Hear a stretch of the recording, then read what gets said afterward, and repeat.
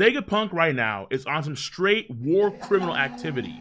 I think for many years, many of us assumed that Vegapunk would be a solid lad, a good dude, who was someone that could be an ally in the future when we meet him. He did try and do a lot for his home country of Baltimore, and he even tried to create a geothermal heating system for them because it was such a harsh and cold environment. Frankie has literally molded his whole time skip games off of Vegapunk's blueprints and creations from chapter 592, and of course, after the time skip, we see Kuma waiting for the Straw Hat crew to arrive at the Sunny Go, and that was been programmed into Kuma by Vegapunk. Most recently, after Kuma was saved by Sabo and a few good men, I must say, he follows the orders of Dragon, and the reason for that could be because of Vegapunk, of course. So even though we've seen Vegapunk make major weapons for the Marines, like the Pacifista, or splicing enemy objects with devil fruits, like for example Fangfried, or even mimicking Kizaru's lasers with tech outfitted to said Pacifista, we for the most part, as the One Piece fandom,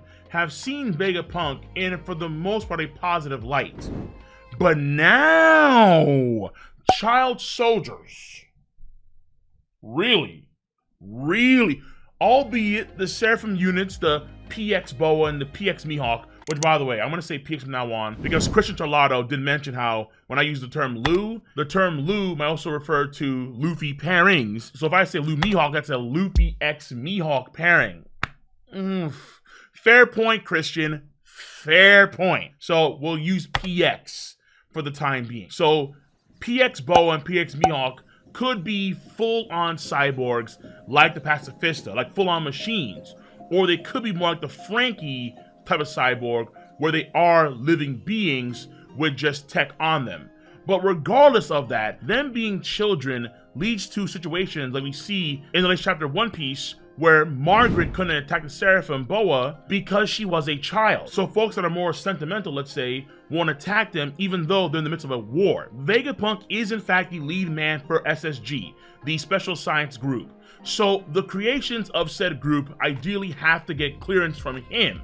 And now there's a lot of gray when it comes to Vegapunk and his character, his motivations. A lot of gray got injected into this whole scheme. But for the time being, until proven otherwise, I don't think what we saw in the latest chapter One Piece is what Fujitora saw in chapter 105, which is why I call this video the second greatest creation of Vegapunk. So Vegapunk's motives are in question, but hopefully your motives have been stimulated to not only watch this video in full detail, but also to check out the sponsor for today's video. I knew it! Which of course is none other than the Surfshark VPN. So most of you guys and gals are weebs, right? Right. It is what it is. That's who we are, that's what we are. Goddamn right. As a result of being us, sometimes we do go to these very dark and dangerous corners of the web. Some folks would say these spots of the web are not for common folk, right? That's beautiful. And when we go to these spots, we do so in the name of knowledge and, of course, for culture. Correct. However, as a result, we do leave ourselves vulnerable to outside forces. Whether it's phishing attempts, viruses, malware, you name it, there are going to be bad actors out there in the World Wide Web that are going to try and ruin your day. Well, Surfshark VPN, without a doubt, can shut down a lot of these bad actors. When it comes to your online security, online privacy, Surfshark has your back in so many unique ways with so many damn good features, like the clean web feature that can snuff out any malware, any viruses that may be in certain areas of the web that you're perusing. And mind you, Surfshark VPN can be utilized on all devices, no matter where you are in the world. Whether it's iOS, Android, Linux, Macs, Windows, doesn't matter, Surfshark VPN can have your back. And what's also really important too, is that your boy does have region-gated content. Impossible. It is what it is. But with Surfshark VPN, you can get access to my region-gated content, one, and then two, any other region-gated content on various other platforms like Disney Plus, like Hulu, like Netflix. Just simply change the location that you're located in, and then boom, just like that, you can gain access to a host of content that previously you had no way of getting. So check out Surfshark VPN in the description box down below and use code KOL, that is KOL, to get not only 83% off, but also 3 months free off of your purchase of Surfshark VPN. Thank you, Surfshark VPN, for being awesome. And now, back to the video.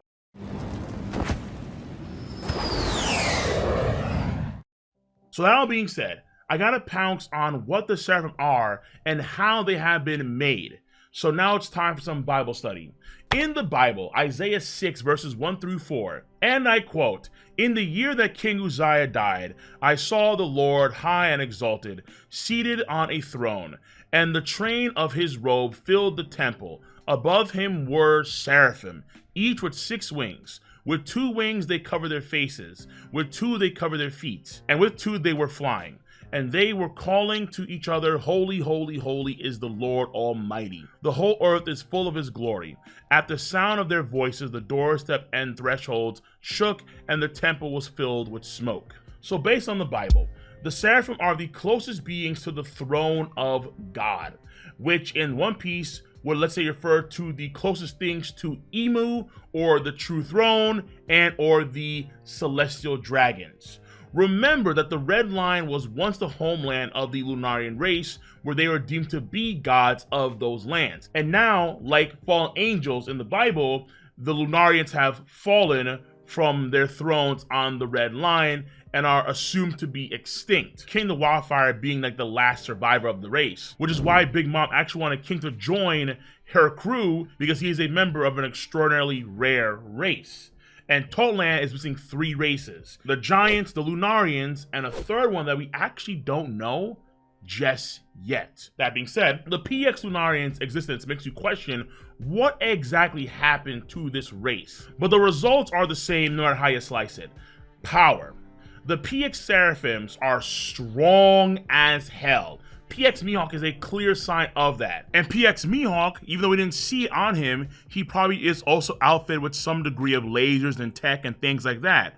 And also, both PX Boa and PX Mihawk probably have Imperial Fire based abilities. So if PX Mihawk is actually duplicating Mihawk's own sword skills, or using some marine sword skills, and they can actually utilize Imperial Fire on top of that, the combination of the two is going to be tremendously powerful. The same thing goes for PX Boa if, let's say, she has some degree of Kenpo, whether it's Boa Hancock's kicks, or let's say she knows Rokushiki. There are plenty of options here, and each one gets far more devastating if they can utilize Imperial Fire on top of that. And this, of course, all under the wing of the natural strength and durability and adaptability of the Lunarian body, where the Lunarians in the vast majority of environments are going to be able to fight at full power unrestricted. I don't see any hockey on a sword, but honest to God, it's not needed because the results speak for themselves. It is possible that outside of the Fleet Admiral and Admirals,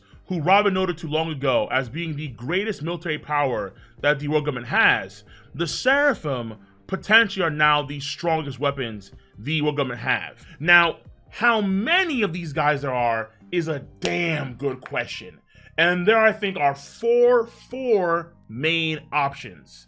I think, number 1, there's only 2 Seraphim, PX Mihawk and PX Boa. Number 2 is that there is 1 other Seraphim to complete the 6 wings of the Seraphim that they're themed off of the ones in the Bible. Ooh. Number 3, like the Pacifista, is that it could be a whole unit of dozens of PX Mihawks and Boa. And number 4 is that since they are modeled after the Warlords, then there are 7 of the PX Seraphim. There are probably more takes, to be quite honest with you, but these, I think, are the 4 best takes that I've thought of so far. And among those 4, I do like numbers 2 and 4. Number 2, because thematically, the 6 wings of the Seraphim, and there being 1 last Seraphim PX, I think is actually pretty cool, where you have 6 wings between these 3 PX Lunarians. And the 4th option I do like too, not just in the sense of the 7 Warlords, but also, since we do have angel themes here, the 7 Archangels, or the 7 Archangels. Because in the book of Enoch, there are 7 Archangels. They are Michael, Raphael, Gabriel, Uriel, Sariel, Raguel, and Ramael. those are the 7 archangels that are in the Book of Enoch. And for the warlords that could be the PX members, I think it'd actually be the longest running warlord. So the warlords at the beginning of the pre-time skip. That I think would be the option here if it's 7 warlords. And to be fair here, number 1 of just these 2 being the PX Lunarians that we see is not a bad option either. Because we do know that Boa Hancock has deep history with the world government, and we don't know yet why Mihawk was hunting down Marines in the past to the point where they called him Marine Hunter. So while I think it's less likely that options 2 and 4, I do like option 1 because option 1 can lead to further details for Mihawk and Boa Hancock's characters. But I will say is that if it is the 7 warlords of old who are all PX Lunarians, then I think there was something that had to be done where specifically in order to be a warlord back then, you had to do or give something that ultimately led up to the creation of these Seraphim.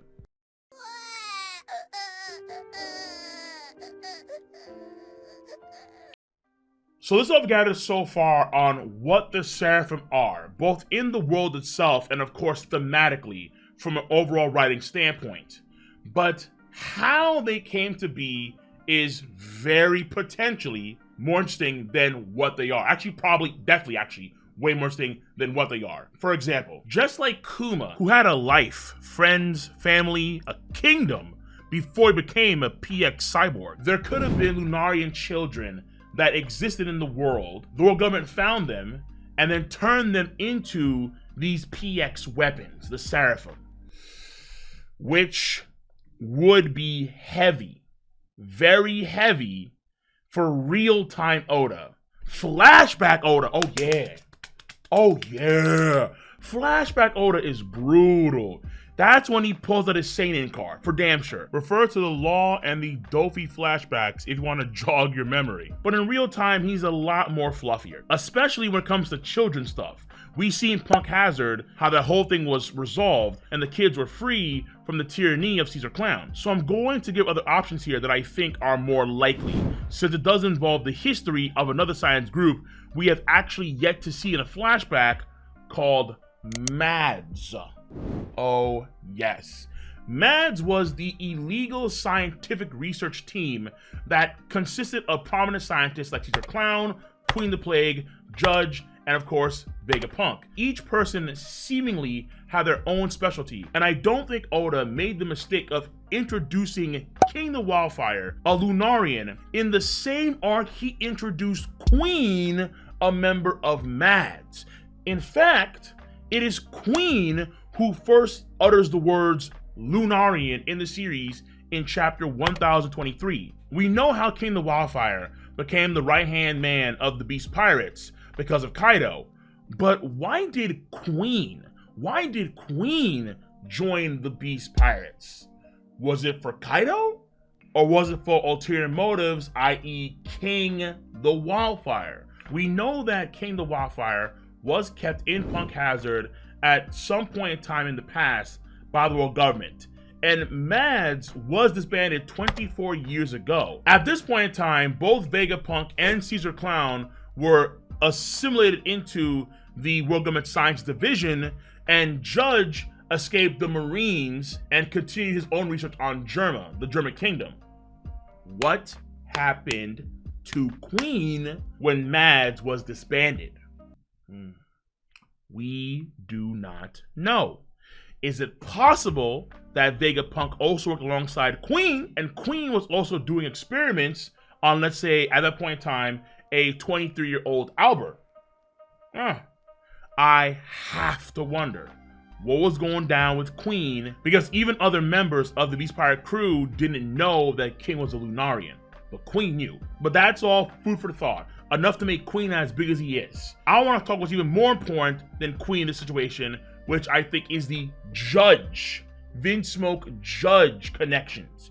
Because Vegapunk did work with Judge for a period of time, and Vegapunk does have a good understanding and good utilization of lineage factors, aka DNA. After all, Vegapunk does make, quote, dragons, end quote, on Punk Hazard, and he did take Kaido's blood to create another Devil Fruit with that same ability, albeit some slight differences. So given those facts, I think it's very likely that he could take the lineage factors, again DNA, of a Lunarian, i.e. King the Wildfire, Albert, who was in Punk Hazard for a period of time, and then splice them with the DNA of warlords to create the PX Seraphim versions of them. Therefore, I think that, number one, that they are actually living kids, not just straight up machines, automaton robots.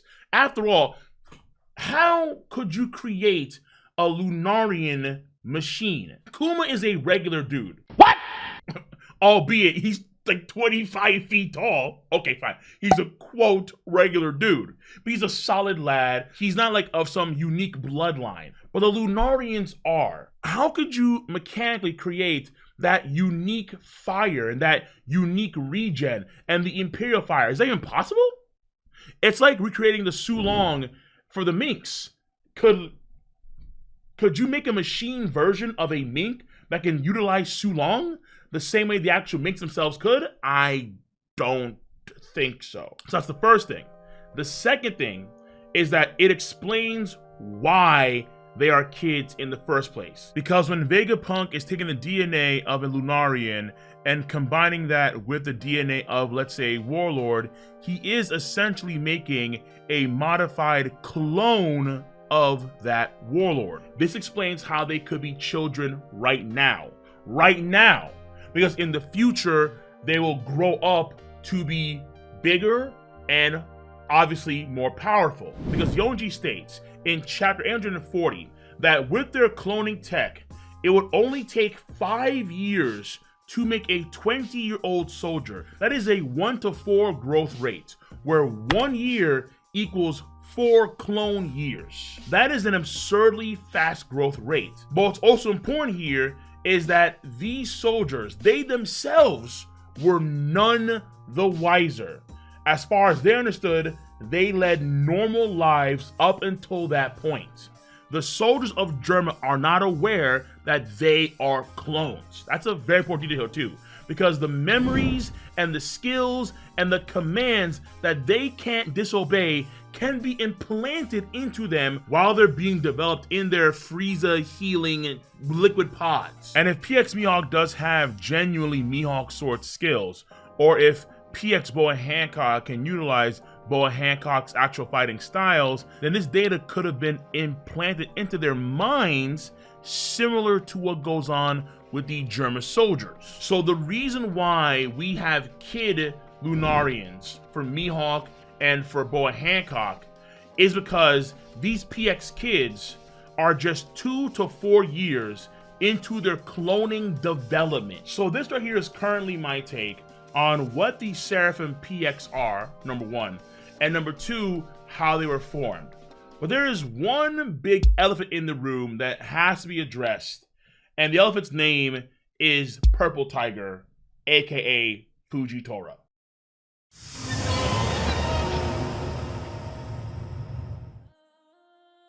Given Fujitora's sense of justice, it doesn't make much sense for him to be okay with child soldiers, even if they're unfeeling, emotionless soldiers. Kobe right now looking mad sus, because he's commanding these Lunarian kids to fight, and he's like, well, that's cool, as long as no one dies. Like, okay.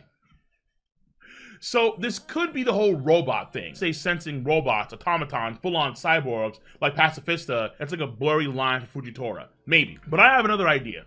I want to tie this back to a theory I had years ago, 2019. In SBS Volume 48, Oda hints that Vegapunk is going to be the person that will explain exactly what Devil Fruits are. And like I said before, each person of Mads has their own unique specialty at what they're best at. So let's say even though Vegapunk can outfit the Pacifista with crazy tech and cybernetics, or Queen can do disease production, or Caesar Clown can make chemical weapons, these things are secondary. It's not necessarily their forte, what they're known for. We don't know Vegapunk can infuse different abilities into the Seraphim. After all, other Pacifista, they don't have Kuma's ability, the Niku no Mi. They don't have that. And in that same SBS 48, Oda does state that 2 devil fruits cannot exist at the same time.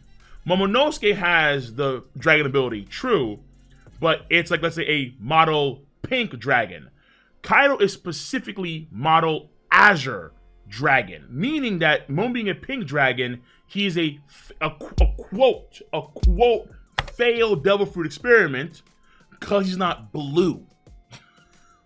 It sounds ridiculous, but that is the honest to God truth. It is model azure dragon, not model pink dragon, model rose dragon, whatever you want to call it. And outside of Kizaru's laser beams, which other folks like Queen and Frankie have made themselves, and actually Queen has done so better than Frankie, I think, or even Vegapunk, because according to Sanji, Queen has these rapid fire lasers, which Frankie can't do, clearly. But outside of Kizaru's lasers, Vegapunk's forte in devil fruits seems to be the greatest at Zoan-based devil fruits. Paramecia, nothing. And for Logia, one sort of ish kind of thing involving Kizaru's lasers. But again, in the future, the Seraphim could have devil fruit based abilities. So when you look at the Seraphim, you can actually hit most of the mad specialist points. Vegapunk's specialty for devil fruits could be coming. Maybe already here actually, if PX Boa's star eyes are actually indicative of a devil fruit power. Queen's specialty of crazy cybernetic weaponry, yes. And of course, what I think is pretty likely is Judge's lineage factor manipulation. But when it comes to the Seraphim, where is Caesar Clown's specialty? Where is it? Because remember, Caesar Clown's specialty is not devil fruits. The smiles exist, true, but Vegapunk is better at devil fruit creation and manipulation than Caesar Clown is. Caesar Clown's specialty is gigantification. That is where he is best at. Big Mom's deal with Caesar Clown is based on that, gigantification. Chopper literally got tips to prolong his own gigantification from Caesar Clown in 1014. And the children at Punk Hazard are mostly gigantified. That is Caesar Clown's forte. And in chapter 793, we know that those same kids are going to go and see who? Dr. Vegapunk. This could get heavy. But wait, but remember, okay? Oda isn't brutal like that in real time. And it'd be a damn shame if the kids that we save in Punk Hazard wind up being treated poorly again by Dr. Vegapunk in the future. Highly unlikely, I think, that the kids themselves are going to go through some major trials and tribulations again. But their DNA, their blood, could be quite valuable. You can take the blood, the DNA of those kids, and splice it into their Seraphim to a degree. Because maybe, let's say, not all the Seraphim can actually handle gigantification. Because that is a pretty grueling process, because the kids themselves, when they were going through it, they were going crazy. There is only one, oh boy. There is only one Shichibukai we know that can handle gigantification. It's Gecko Moria.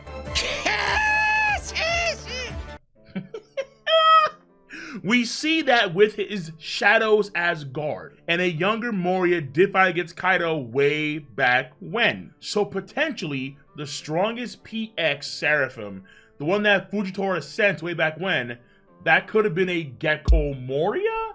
And he was somewhat gigantified, therefore not a kid, quote unquote. But there is another option. An option that also saves Fujitora's neck if he didn't know about the Seraphim kids. Because what he saw wasn't a Seraphim child at all. What he saw was Vegapunk's strongest and greatest creation, which I'm going to theorize the name will be somewhat modeled after Lucifer. Spooky business. Spooky business. And the reason why is because the angel theme, I think it should be like a running motif here, where the angels, Seraphim, maybe 7 of them, archangels, maybe. So in this sense here, among all these angels, Lucifer, the fallen angel, is well known, clearly. And that theme, that component of the angels and that angel, particularly when you have the black wings and the fire of the Lunarians, they seem to be more akin to fallen angels, whereas let's say the Skypians kind of represent actual angels more accurately, at least you would assume. Even though Vegapunk and Lord Gum has always failed in earnest to make true blue giants, instead of trying to make one, why not use what is probably already accessible, Dr. Vegapunk? And matter of fact, better than a giant, an ancient giant. Oh my god. In 2019, I made a video called SSG, the ultimate creation of Dr. Vegapunk. And for me, it was always the big question of what the hell happened to Little Oars Jr. after Marineford War? We don't know. We actually, unironically, do not know. When Shanks pulls up, he says, "You leave the corpses of Ace and Whitebeard to us." Little Oars Jr., as far as I recall, was not in the funeral for Whitebeard and Ace. What happened to Little Oars Jr.? When you think about it, they have failed constantly, time and time again, to actually make giants, but Little Oars Jr. is prime real estate for Vegapunk to create the ultimate masterpiece, yo. If Vegapunk pulls the judge and he splices in Lunarian DNA into Little Oars Jr., and then he pulls the queen and he outfits Little Oars Jr. with crazy cybernetic stuff, and then on top of that, him being a ancient giant already fills in that Caesar clown quota, or you could even, let's say, take the blood from the kids on Punk Hazard, and that said Little Oars Jr. could even get bigger, actually gigantify even further. We have a Titanic-sized Little Oars Jr. with Lunarian abilities, crazy cybernetic tech, and maybe even you give him a devil fruit, or you outfit him with a devil fruit based weapon, which Vegapunk is known for doing. This would answer Hydruden's question back in Dressrosa. Hydruden did say, "Have you ever seen a giant with a devil fruit?" So it is kind of fanficky, but at the same time, the Seraphim themselves are also kind of fanficky. But if Fujitora visited Dr. Vegapunk and he sensed that could explain why he was so confident, saying right then and there, "Greenbow, we don't need the warlords anymore. They're done. They're trash." Thereby saving his sense of morality, because not only would you have this crazy, powerful, ultimate weapon that the gods, the Tenryubito, the world government, they could control, but also it would fit every plot point of Mads. Each of their specialties would exist in one devastatingly powerful entity. Lucifer, the ultimate fallen angel.